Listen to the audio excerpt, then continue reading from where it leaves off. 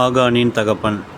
ஏழையின் கூக்குரலுக்கு தன் செவியை அடைத்து கொள்கிறவன் தானும் சத்தமிட்டு கூப்பிடும்போது கேட்கப்படமாட்டான். நீதிமொழிகள் 21:13. ஒரு போதகர் தன் சபையாரிடம், ஆகானின் தகப்பன் பெயர் என்ன தெரியுமா என்று கேட்டார். யாருக்கும் தெரியவில்லை. ஆகான் என்பவன் சாபத்தீட்டான எரிகோ பட்டணத்திலிருந்து பொன்பாலத்தையும் பாபிலோனிய சால்வையையும் எடுத்து தன் கூடாரத்திலே ஒளித்து வைத்ததினால் இஸ்ரவேல் ஜனங்கள் எல்லாரும் ஆயி பட்டணத்தில் தோல்வியடைந்து புறமுதுகு காட்டி ஓடினார்கள். முடிவில் அந்த தோல்விக்கு காரணம் ஆகான் என்பது தெரிந்ததும் அவனும் அவனுடைய குடும்பத்தாரும் கொல்லப்பட்டார்கள். அவனுடைய தகப்பன் பெயர் கர்மி என்று வேதம் சொல்லுகிறது என்று அந்த போதகர் விளக்கினார். கர்மி என்ற தமிழ் சொல்லுக்கு கஞ்சன், பிசினித்தனம் பண்ணுகிறவன், சுயநலக்காரன் என்றெல்லாம் அர்த்தமாகும். வேதத்தில் சொல்லப்பட்ட கர்மியின் குமாரன்தான் சுயநலமான பாபிலோனிய சால்வையையும் பொன்னையும் தன் கூடாரத்துக்குள் ஒளித்து வைத்து கொண்டவன். கர்மிகள் ஆகான்களை பிறப்பிக்கிறார்கள். ஆகான்கள் சுயநலக்காரர்களை பிறப்பிக்கிறார்கள். முடிவில் இவர்கள் தோல்வியை பிறப்பிக்கிறார்கள். இதனால் தேவ ஜனங்கள் கஷ்டப்பட்டு யுத்தத்தில் தோல்வியடைந்தார்கள். கர்த்தருடைய ஊழியம் தடைபடுவதற்கும் குறைவுபடுவதற்கும் காரணம் ஆவிக்குரிய உலகில் இருக்கும் கர்மிகள்தானே.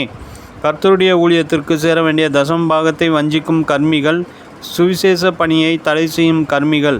இவர்கள் கர்த்தருக்கு சேர வேண்டிய காணிக்கையையும் தசமபாகத்தையும் கொடுக்காமல் சேர்த்து வைத்து கடைசியில் வியாதியையும் வறுமையையும் தாக்கி வேறு விதத்தில் பணத்தை இழப்பார்கள்.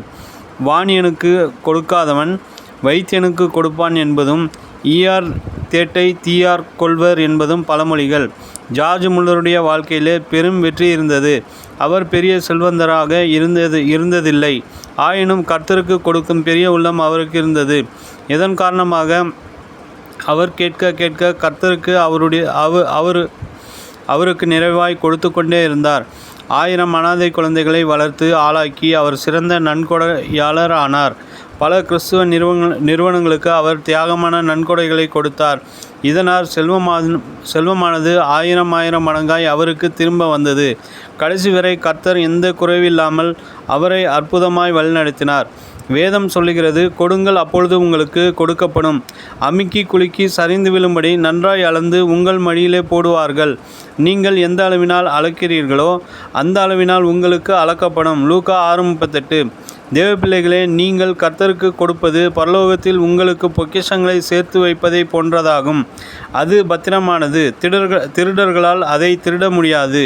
பூச்சிகளினால் அதை அரிக்கவும் முடியாது. நினைவிற்கு, வாங்குகிறதை பார்க்கிலும் கொடுப்பதே பாக்கியம் என்று கர்த்தராகிய இயேசு சொன்ன வார்த்தைகளை நினைக்கவும் வேண்டுமென்று.